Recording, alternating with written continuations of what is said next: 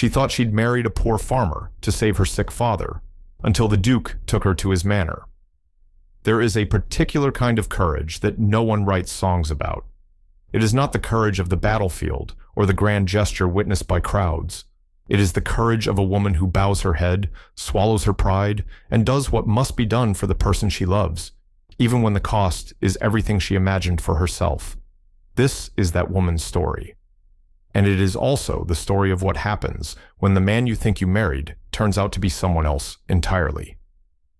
The morning Cecily Holt agreed to marry a stranger, the sky was the color of old pewter, and the fields beyond Ashwick village were stiff with frost.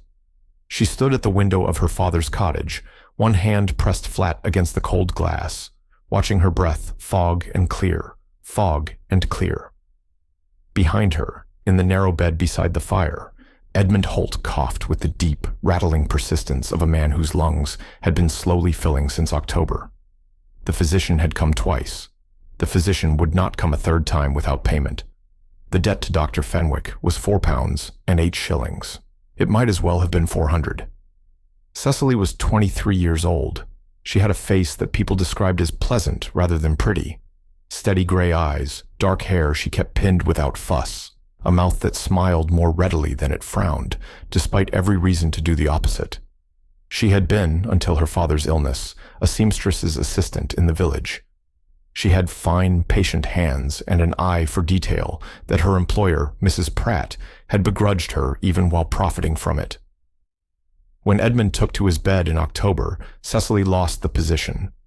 Mrs. Pratt did not keep girls who were distracted by domestic trouble, so she had no income, a sick father, a debt that compounded weekly, and winter setting in around the cottage like a closing fist. It was Mr. Granger who brought her the proposal. He arrived on a Tuesday, stamping mud from his boots at the door, a solicitor from the village of Caldwick, 3 miles east. He was a narrow man with ink-stained fingers and the air of someone delivering news he found personally inconvenient. "There is a gentleman," he said, accepting neither tea nor a chair, "who requires a wife with some urgency. He is of farming stock. His name is Mr. Ashton. He is a private sort. He does not seek beauty or accomplishment. He seeks a woman of good character who can manage a household and who understands plain living." Mr. Granger paused with what Cecily suspected was rehearsed delicacy. "He is prepared to settle your father's debts in full. Medical bills, the rent arrears, and a stipend for your father's care while he recovers." Cecily did not speak for a long moment. Outside, the frost was thickening. Her father coughed. "What are the terms?" she asked, because she was not a woman who let grief make her reckless. Terms mattered. "A legal marriage. You would live on his property, a farm in the north of the county. He provides for you and yours. You keep his house. The arrangement is uncomplicated." "And the man himself? Has he a history I should know?" Mr. Granger's eyes slid sideways. "He has been private, as I said." It was not reassuring, but £4 and 8 shillings stood between her father and a winter without a physician, and Cecily had looked at every other door she knew of and found them all closed. "I would like to meet him," she said. "He prefers not," said Mr. Granger. "He is occupied with his property and cannot travel. He asks that you trust the legal arrangement. The contract will protect you fully." She read the contract 3 times. She had always been the one in the village who read things carefully. The girl who'd spotted the error in the mill's wage ledger at 15 and said so aloud, to everyone's embarrassment. The contract was, as promised, solid. She would be provided for. Her father would be cared for. The man called Ashton would not harm her or restrict her freedoms beyond the ordinary expectations of a wife managing a rural household. It was witnessed by 2 parties she did not know. She signed it on a Wednesday, with her father propped on his pillow, watching her with eyes full of grief. "Cece," he said, her childhood name. "You don't have to." "I know," she said, and kissed his forehead, and folded the paper before he could read it again. She married Mr. Ashton in the cold stone church at Caldwick on a Friday morning in November, with Mr. Granger as witness and a curate who seemed mildly baffled by the whole arrangement. The groom arrived 5 minutes before the ceremony in a plain dark coat and a hat, pulled low against the wind. He was tall. She noticed that first. Then she noticed his hands, large, capable, scarred at the knuckles, the hands of a man who worked. She did not look at his face fully. She was concentrating on keeping her own face composed. He said his vows in a voice that was quiet and controlled, with the particular evenness of a man who chooses every word. She said hers steadily, because she had decided on the walk to the church that she would not be ashamed of what she was doing. It was honest. It was brave in the way that quiet things are brave. Afterward, in the churchyard, he turned to her properly for the first time. He was perhaps 30 or a few years beyond. His face was angular, the jaw firm, the brows slightly drawn, as though some habitual thought lived there permanently. His eyes were a dark, considering gray. He was not what she'd imagined a farmer to look like. There was something too controlled about the way he held himself, too still, as though the stillness was a habit built over years rather than the natural ease of a man comfortable in his own skin. "Miss Holt," he said, and then corrected himself. "Mrs. Ashton." He seemed briefly uncomfortable with that. "I hope the journey was not too difficult." "It was 3 miles, she said. "I have walked further." Something shifted at the corner of his mouth. Not quite a smile, the beginning of the consideration of one. "I have a carriage waiting." She had expected a farm cart. The carriage, though plain on the outside, was clean and well sprung, with a thick wool blanket folded on the seat. A small detail. She noticed it. They did not speak much on the journey north. He asked about her father's health in brief, practical questions, and listened to her answers with complete attention, not the polite, half-listening she was accustomed to, but the kind of listening that made her feel peculiarly as though every word mattered. She found it unsettling. She had not been listened to like that in some time. She was watching the hedgerows give way to open parkland, much more parkland than any farm required, when the carriage turned through a pair of iron gates. Stone gates, 14 feet high, she estimated, with a crest worked in iron at the top. "Mr. Ashton," she said carefully, "where are we?" "We are arriving," he said. The drive curved through a stand of bare oaks, and there, at the end of it, sat a house that was not a farmhouse by any measure she possessed. It was gray stone and 3 stories, with long sash windows that caught the pale winter light. There was a formal garden, currently skeletal with frost, but clearly extensive. There were, she counted, 6 chimneys. Servants were visible on the steps. Cecily sat very still. "This," she said in a voice she was proud of, "is not a farm." "There is farmland attached to the estate," he said, which was technically not a denial. "Who are you?" She turned to look at him directly, and something in her expression, or perhaps the absolute stillness of it, made him meet her eyes without evasion. "My name," he said quietly, "is Nathaniel Ashton Vane. I am the Duke of Caldwick." The air in the carriage went very thin. "You deceived me," she said. It came out flat, not accusatory. She was cataloging facts. "I concealed my title. The name is genuinely mine. Ashton is the family name. The contract you signed is legal and complete. Everything promised to your father has already been arranged." A pause. "I expected you to be angry." "I am thinking," Cecily said. "Give me a moment." He gave her the moment. She appreciated that. A duke. She had married a duke. The Duke of Caldwick, which meant this estate, this enormous, beautiful, severe stone manor, was now, in the most technical sense, her home. She thought of Mr. Granger's slipping eyes. She thought of the contract she had read 3 times, and the one thing it had not said, the title of the man she was marrying. "Why?" she asked. He was quiet for long enough that she thought he would not answer. Then, "I have had 3 engagements. Each ended when the lady discovered I was difficult.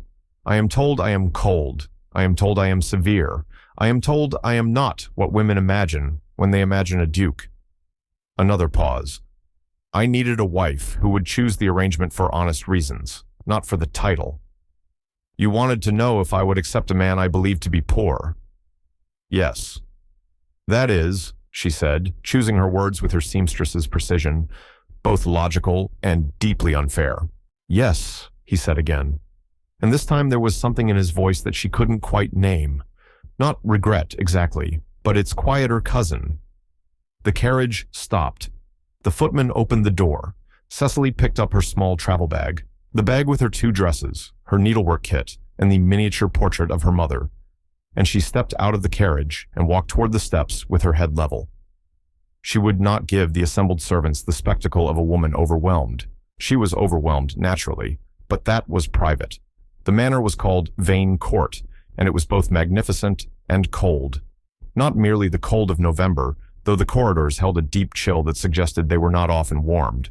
It was a colder quality, the particular atmosphere of a house that had not been properly lived in. The furniture was fine, but arranged with precision rather than comfort. The flowers in the entrance hall were symmetrical but artificial. Every room she was shown had the character of a room that expected to be inspected rather than inhabited. The housekeeper, Mrs. Dove, was a capable woman of 50 with sharp eyes that assessed Cecily in a single comprehensive glance. Her manner was correct without being warm. "Your Grace will find the East Wing has been prepared," she said, and that was the first time the title landed on Cecily's shoulders like a garment 2 sizes wrong. Your Grace. Her. "Thank you, Mrs. Dove," she said, as though she had been a duchess all her life. She was given a room of her own. The Duke had not assumed otherwise, which she noted with a complicated mixture of relief and something she refused to examine too closely. The room was large and beautiful and cold. A fire was laid but not yet lit. She lit it herself, because she was perfectly capable of doing so, and sat beside it on the floor, the way she had always sat beside fires in her father's cottage, knees to her chest, watching the flames take hold. She thought about what she had done. She thought about her father, who would wake tomorrow to find his debts cleared and a physician's visits funded through spring. She thought about the Duke with his scarred hands and his careful words and the wool blanket folded on the carriage seat. She thought, "This is my life now. I had better learn its dimensions." In the days that followed, she learned them. Vane Court had a staff of 11. She memorized their names on the first day, not as an exercise in authority, but because they were people, and people's names mattered. She noticed that the kitchen maid, a girl of perhaps 14 called Agnes, flinched at sudden sounds. She noticed that the gardener, old Mr. Patch, had a troublesome hip that made the south gravel path, the one he was required to rake daily, clearly agonizing. She said nothing about either observation immediately. She kept her eyes open and her mouth useful. The Duke was present in the house and comprehensively absent from it at the same time. He took his meals alone in the study on most days. He spoke to her at dinner when they did share it, briefly, precisely, covering the practical management of the estate with the efficiency of a man who had learned to treat all conversation as a transaction. She answered in kind because it was what was required, and watched him from beneath her lashes with the patient attention she had once given to difficult embroidery patterns. He was not cold so much as defended. There was a difference. She had met cold people. This man was defended, and the defense had been constructed over a long time by people who had given him good reasons for it. She did not push, but she did not retreat either. On the 4th day, she found Agnes crying in the passage beside the linen cupboard. The girl was trying to be silent about it, which made it worse. Cecily stopped. "What's happened?" she asked. Not "what is the matter," or the performative, "are you quite well," of someone who did not want to know. Just, "what has happened?" Agnes, startled, tried to compose herself and couldn't. The story came in broken pieces. Her mother in the village, ill, no way to send word or get to her, Mrs. Dove's strict rule against staff leaving the grounds without the Duke's permission, and Agnes too frightened of both the housekeeper and the Duke to ask. Cecily thought for exactly 3 seconds. "Come with me," she said. She found the Duke in his study. He was at his desk, head bent over papers, a single candle burning despite the gray afternoon light from the window. He looked up with the expression of a man who had not expected to be interrupted and was deciding how he felt about it. "Agnes needs to visit her mother in the village," Cecily said. "She is ill. I am asking you to give permission and the use of a small conveyance to get there and back." A beat of silence. "Mrs. Dove has a rule I understand the sense of," Cecily said, "but a sick mother outweighs a household rule. You can restore the rule afterward." Agnes, she added because she believed in being precise, is 14 years old and frightened, and her mother is ill. The Duke looked at her for a moment with that gray, measuring gaze she was beginning to recognize. Then he reached for a small bell on his desk. "I'll have the gig brought round," he said. "Mrs. Dove will be informed." Agnes received the news with a gratitude so fierce and wordless that she simply gripped Cecily's hand for a moment in the passage before running to fetch her shawl. Cecily turned back toward the main hall and found the Duke in the study doorway watching. "That was kindly done," he said. "It was obvious," she said. "Kindness usually is once you look." Something moved across his face. Not the small, almost smile from the churchyard, but something older and less guarded. She walked on before she could read it too carefully. "Welcome, dear friends, to this channel, and welcome to this story. If you're new here, we're so glad you found us. This is exactly the kind of tale we love to tell.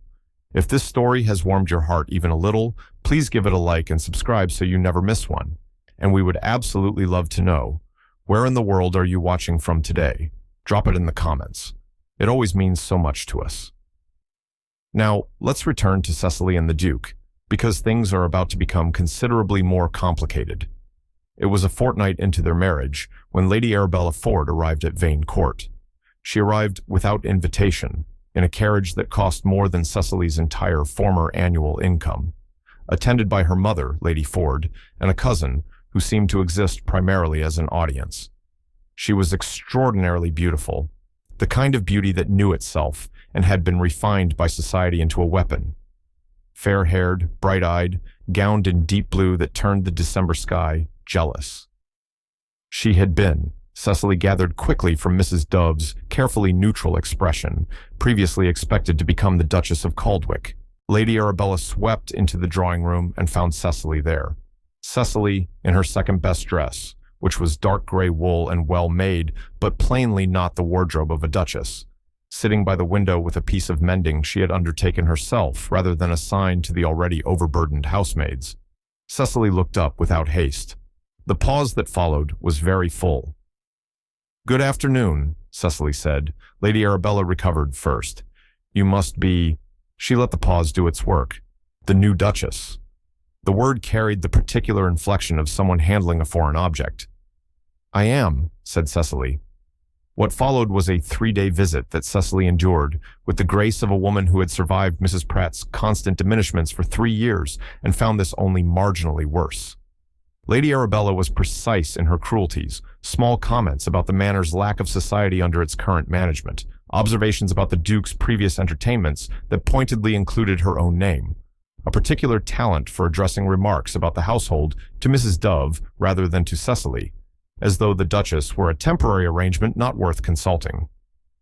On the second evening, at dinner, Lady Arabella said, "I understand your father is a tenant farmer. How extraordinary that must seem to you, all of this." She gestured around the candlelit dining room with its silver and its painted ceiling. It was said sweetly. Sweetly enough that the cousin laughed. Cecily set her fork down.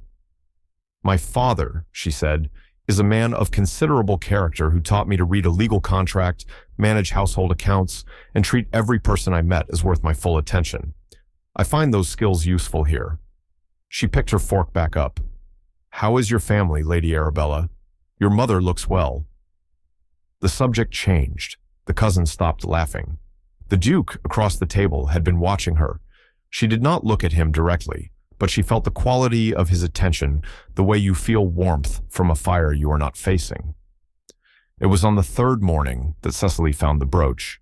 She had gone to the small morning room early, before the household was fully stirring, to sit with her needlework in the quiet. She found Lady Arabella there before her, examining the contents of a writing table near the window. When she heard Cecily, she turned sharply, and her hand closed around something.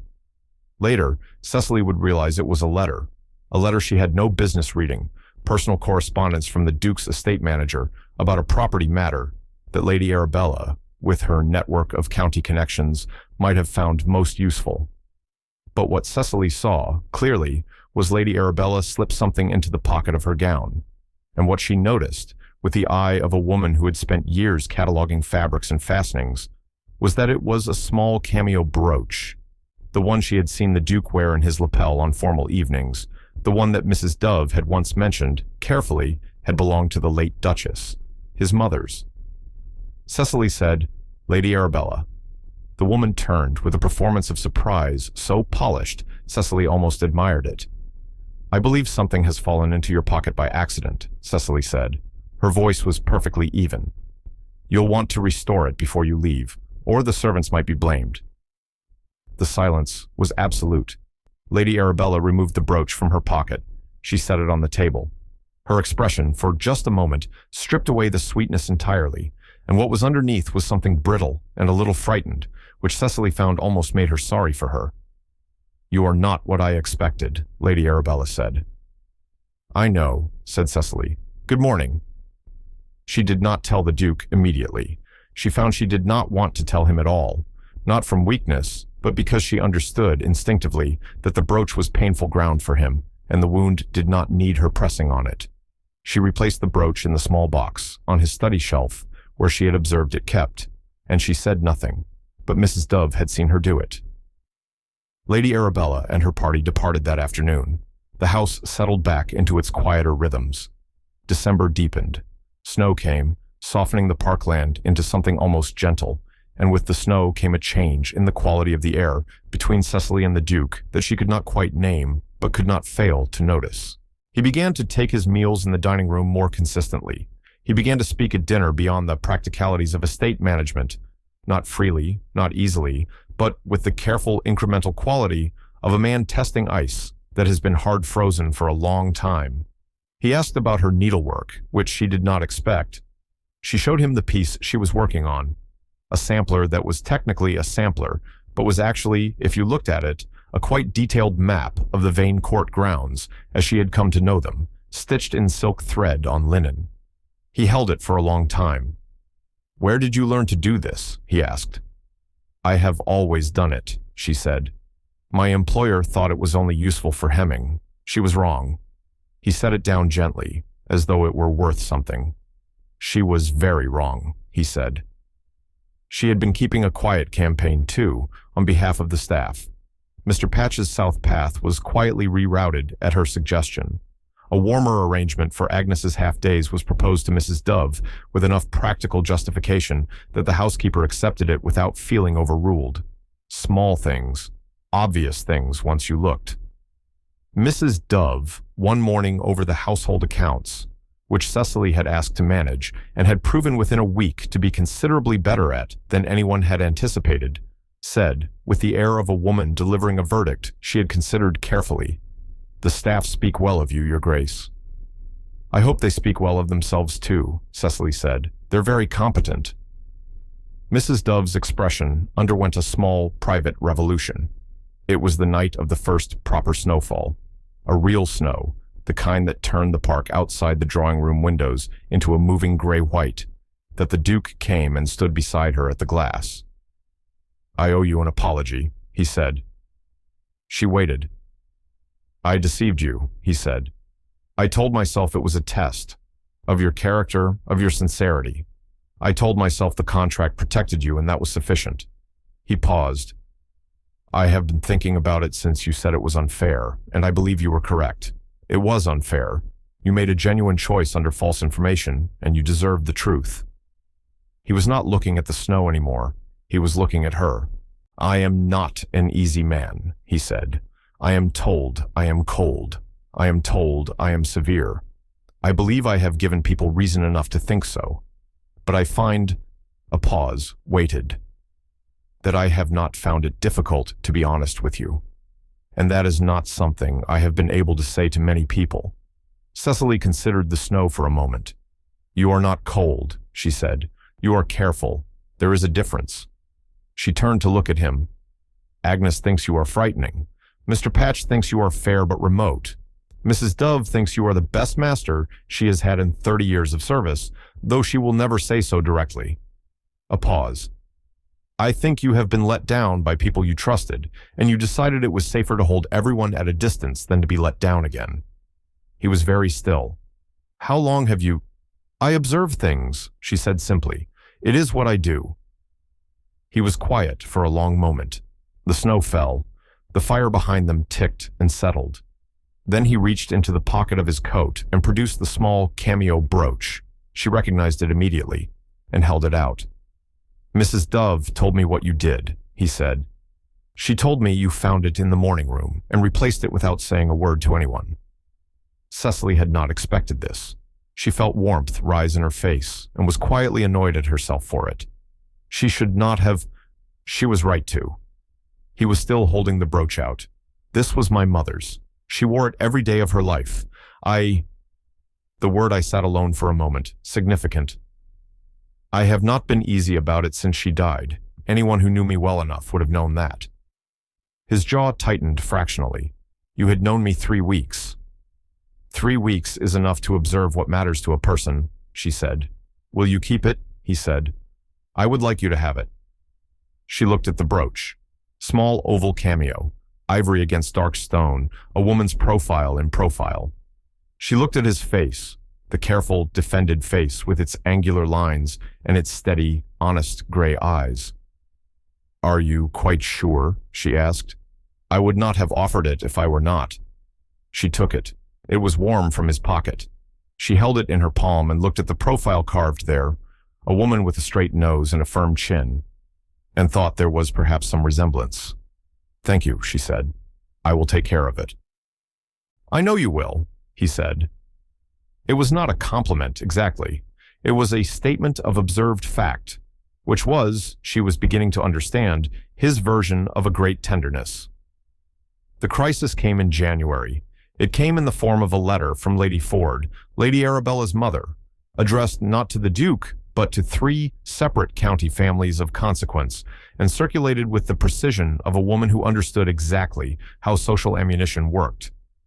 The letter suggested, in language just careful enough to avoid legal reproach, that the Duke of Caldwick had been deceived into a hasty and irregular marriage by a scheming girl of no station, that the girl's father was a debtor of disreputable character, and that the marriage itself was of questionable legal validity given the circumstances of its arrangement. Society, as society does, received this letter with enthusiasm. The Duke received it at breakfast. Cecily watched him read it. His face did not move, which was, she had learned, more alarming than if it had. It's not true, she said, any of it. I know that. My father is, I know who your father is, he said, and looked up from the letter. I have been corresponding with him since November. He sent me a letter in December, in fact, in which he described you at the age of 12, spending your Christmas shillings on fabric to mend the church kneelers because the vicar's wife was too ill to do it herself. A pause. He said you did it without telling anyone. Cecily sat very still. You have been corresponding with my father, she said. I wanted to know who you were, he said simply, before I knew who you were. She pressed her lips together because she was not going to cry at breakfast over this. She was not. The letter, she said, returning to the matter at hand because it was safer ground. What will you do? What he did was this. He wrote to every family Lady Ford had contacted, individually, in his own hand, which was the kind of communication a duke sent when he intended the weight of his full authority to land. He invited those families to Vane Court for a dinner in February, a formal dinner, the first at the court in 2 years. He instructed Mrs. Dove and the household to prepare accordingly, and then he came to Cecily. I know this is not what you wished for, he said. Society, all of this. I know you married what you thought was a plain life, and instead you have landed in... He paused, with what she recognized as a dry self-awareness. All of this. I would not force it on you, but I would like, if you are willing, to introduce you properly, as my Duchess, as the woman you are. Cecily thought about it for exactly the time it required. I will need a new gown, she said. The corner of his mouth moved. I will arrange it. I will make the final alterations myself, she said. The dressmaker never gets the sleeves quite right. Of course, he said. And this time, the smile was complete. Brief, a little surprised, but entirely genuine. It transformed his face in a way she had not seen before, and she stored it carefully, the way she stored things that mattered. The February dinner. Vane Court was dressed in candlelight, and candlelight forgave nothing and beautified everything. 32 guests arrived in carriages from across the county. The hall was lit from floor to ceiling. The long dining table, which Cecily had arranged herself, bore an improbable collection of early forced tulips. White, from the kitchen garden, the gardener Mr. Patch's particular winter triumph, alternating with plain glass candlesticks that threw warm light up into everyone's faces. Cecily wore deep blue, not Lady Arabella's combative blue, but something quieter, the blue of early evening, and the cameo brooch at her throat. Her hair was dressed by her maid simply, because she had explained to the maid that she preferred simple. The sleeves were exactly right. Lady Ford had accepted the invitation which Cecily had expected. A woman who sent letters like that was a woman who wished to witness the damage. The Duke led Cecily into the dining room, and she felt 32 sets of eyes adjust to the sight of her with the particular attentiveness of people who have already formed an opinion they are now revising. She held her shoulders level and smiled at the people she was introduced to with the complete attention she gave to everyone, because every person deserved her full attention, and that had been true in Ashwick Village, and it was true here. She was seated by the Duke's arrangement beside the elderly Countess of Marlsham, who was the senior guest and the woman whose opinion, she gathered, most shaped county society. The Countess was 81, appeared to care nothing for anyone's comfort, including her own, and had a hearing horn she deployed like a weapon. "Speak up," the Countess said the moment they sat down. "I can't abide mutterers." "I don't mutter," Cecily said at normal volume, which carried. The Countess inspected her with the horn. Are you frightened of me?" "No," Cecily said. "Should I be?" "Everyone is," the Countess said with some satisfaction. "Who are you exactly? Not a society creature?" "A seamstress's assistant until October. My father is a farmer. I married the Duke because his agent approached me, and I believed he was a plain farmer who needed a capable wife, and I needed my father's medical bills paid, and I thought it was an honest arrangement, which it turned out to be, though with significant omissions." The Countess stared at her. "You just told me all of that," the Countess said. "You asked who I was," Cecily said. "Those are the facts." A pause. Then the Countess of Marlsham laughed. A real laugh, not a social one, the kind that startled the guests on either side of them. "Good God, child," she said. "Do you know how long it has been since anyone in this county told me the actual truth?" Down the table, the Duke was watching. Cecily caught his eye for only a moment, but that moment was long enough. It was during the third course that Lady Ford, seated toward the middle of the table, made her move. She had been waiting, Cecily had observed, for precisely the right gap in the conversation, the moment when the room was quiet enough for words to carry. "I do hope," Lady Ford said, addressing no one in particular with the precision of someone addressing everyone, "that the legal scholars among us have reviewed the particulars of this marriage. It has been suggested that the circumstances were somewhat irregular." The table went quiet in the anticipatory way of a table that wants drama. The Duke set down his wineglass. He did not raise his voice. He never raised his voice. He simply spoke into the silence with the particular quality of authority that came not from a title, but from a man who had decided, completely and without hesitation, exactly where he stood. "The marriage is legal, witnessed, and entirely proper," he said. "I arranged it myself, with full knowledge and deliberate choice. My Duchess is a woman of exceptional character, the kind of character I had stopped believing I would find, if you want the unvarnished truth of it." A pause, and his eyes moved to Cecily and stayed there. "She is the finest person in this room, which is saying rather a lot, since I have always held the Countess of Marlsham in very high regard." The Countess raised her wineglass in acknowledgement without turning her head. "If there are further questions about the legitimacy of my household," the Duke said, his voice returning to its usual controlled evenness, "I suggest they be addressed in writing to my solicitors. The address is well known." He picked up his wineglass again. The table breathed. Lady Ford said nothing else for the remainder of the evening. The Countess of Marlsham held a 15-minute private conversation with Cecily over the dessert course, during which she expressed opinions on several county matters that Cecily listened to with her full attention and responded to with frankness, and at the end of which the Countess announced that she wished to call at the court next Thursday if that was convenient.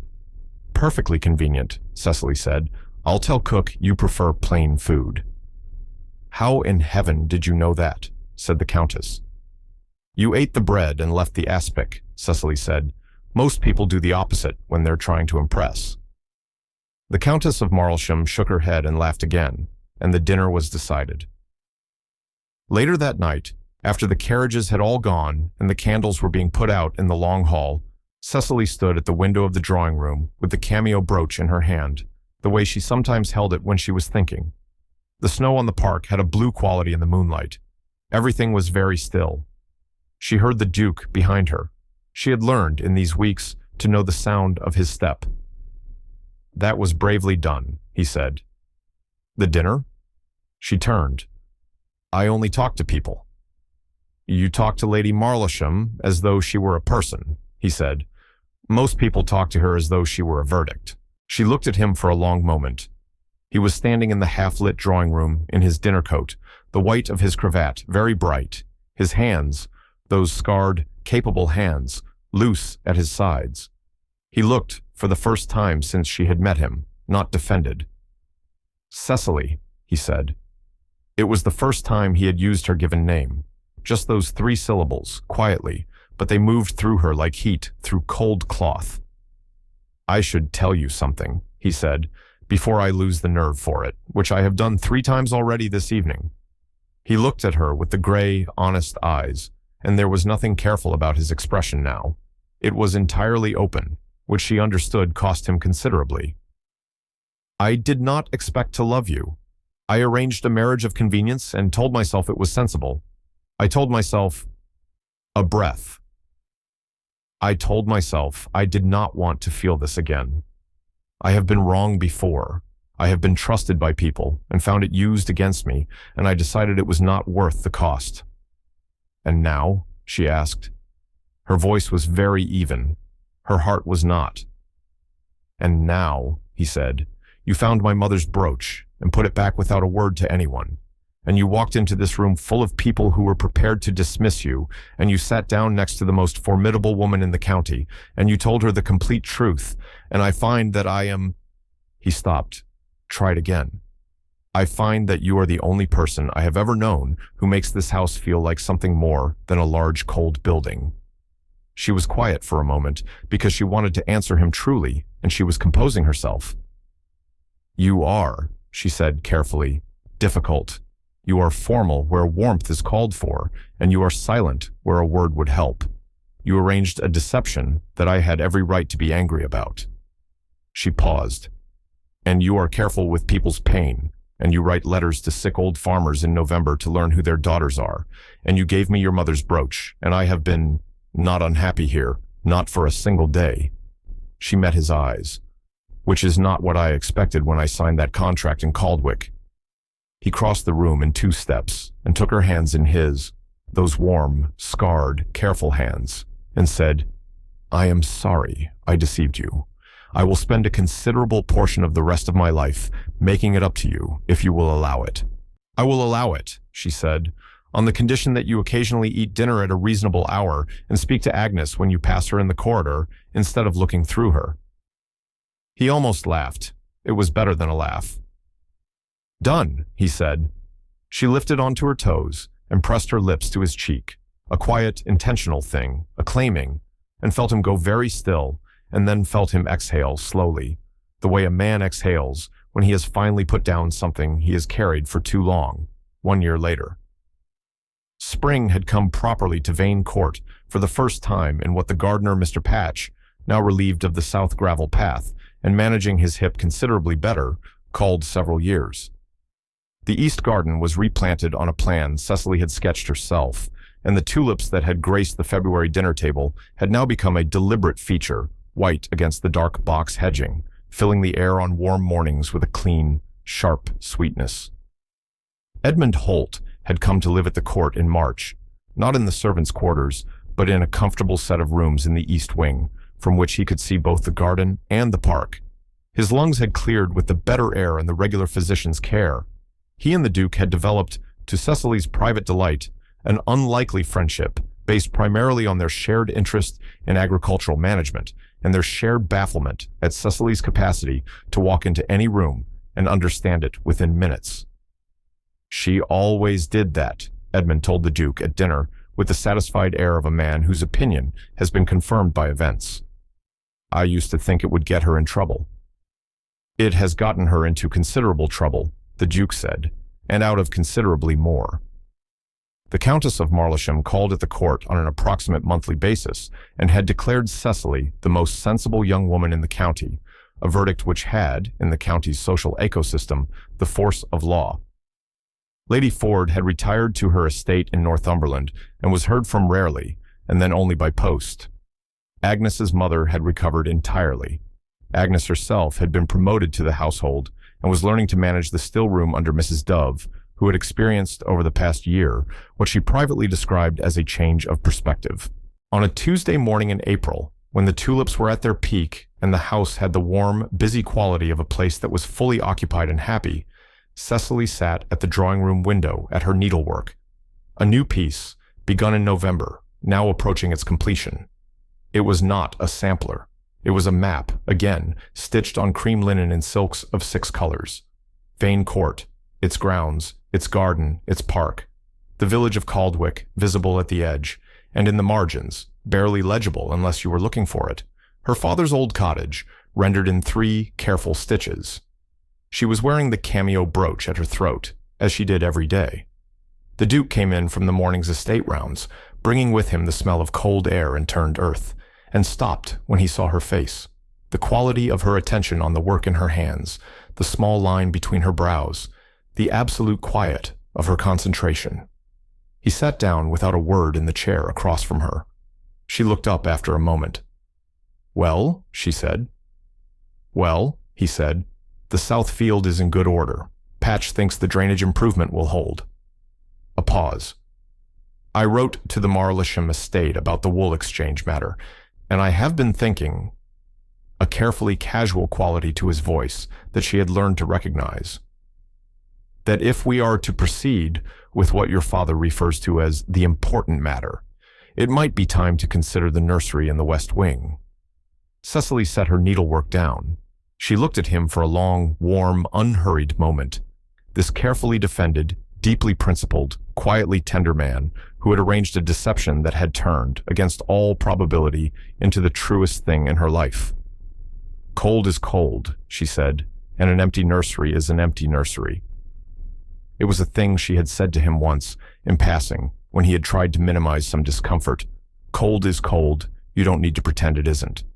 And it had become, between them, the phrase that meant, "I see you clearly, and I am not going to pretend otherwise."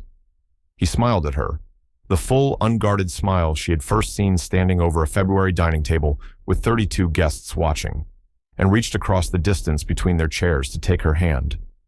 "Well then," he said, outside, the white tulips bent in a mild April wind, and Mr. Patch observed them from the south path with the satisfaction of a man who had tended a garden long enough to know that the best things grow slowly, in the cold, and arrive exactly when they are meant to.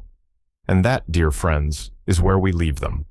Cecily, with her cameo brooch, and her needlework, and her quiet, transforming gift for seeing people truly, and the Duke with his scarred hands and his full, rare smile, both of them building the kind of happiness that doesn't arrive in a moment, but grows steadily in the accumulated weight of honest days. If this story touched your heart today, please do give it a like. It truly means the world to us and helps us reach more people who love these stories as much as we do. And please, subscribe so you never miss a single one. We would love to know where you are watching from. Leave your town, your country, wherever you are in the world, in the comments below. You are the reason we keep telling these stories, and we are so grateful for every single one of you. The lesson this story leaves us with is a simple one. The woman who was overlooked was never invisible. She was only waiting to be seen by the right eyes.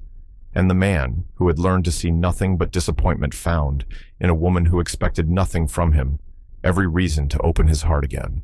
Until next time, thank you for being here. We'll see you in the next story.